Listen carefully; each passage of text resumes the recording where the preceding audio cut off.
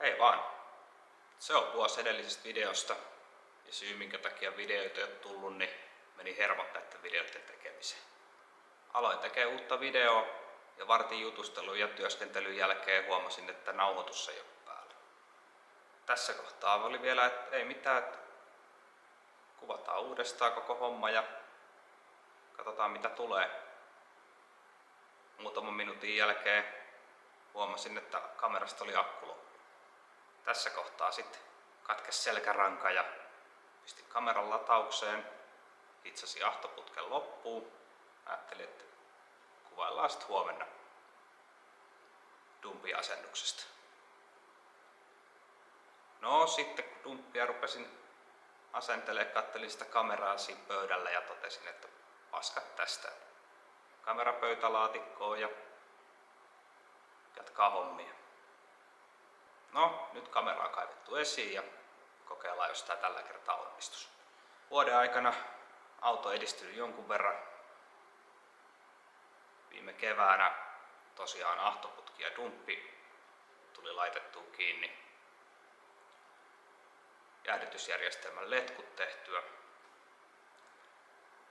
Vuohotusjärjestelmä asennettua.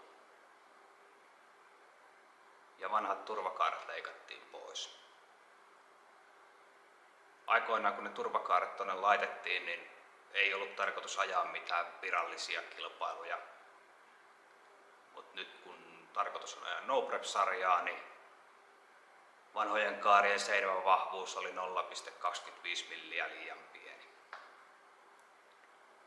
Joten kaarien vaihto.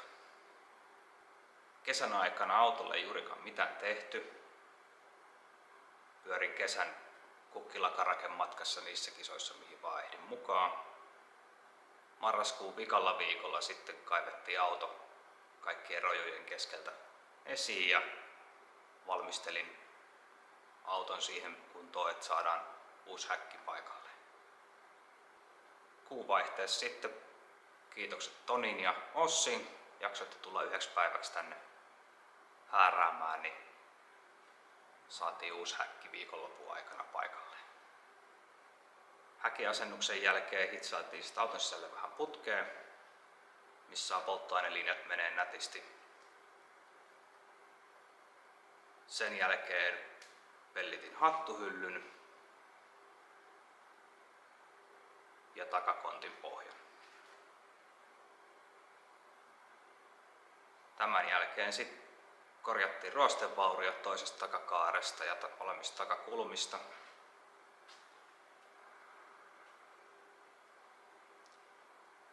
Sen jälkeen pääsi sitten polttoainejärjestelmien kimppuun. Molempia tankkia muokattiin. Eli bensatankki, mikä on vanhallakin setupilla, niin täyttöputkeen vähän jatkettiin, kun tankki siirtyi 15 senttiä keskemmäs autoa. Ja sitten metanolitankkiin vaihdettiin jaan lähtöjä vähän järeemmiksi. Tämän jälkeen tankit asennettiin paikalleen ja mallailtiin vähän polttoainepumppuja ja suodattimien paikkoja kotiin. Sitten päästiin kaivaa KKD Motorsportilta tulleet laatikot tuolta hyllyltä ja ruvettiin tekemään polttoainelinjoja.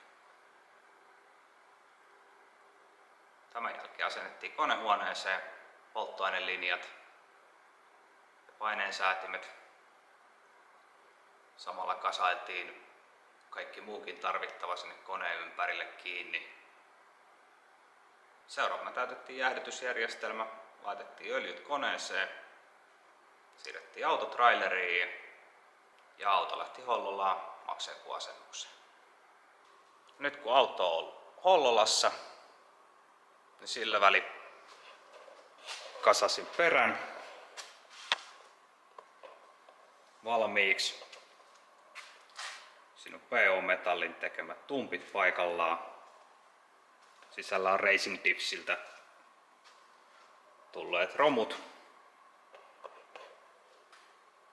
Vetarit on kasattu valmiiksi.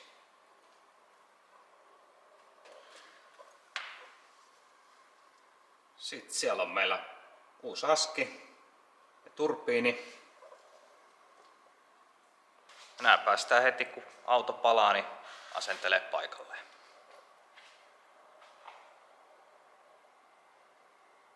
Seuraavalla videolla sitten toivon mukaan käynnistetään auto, jos se nyt suostuu käynnistyy. Sitä odotellessa. Hei hei!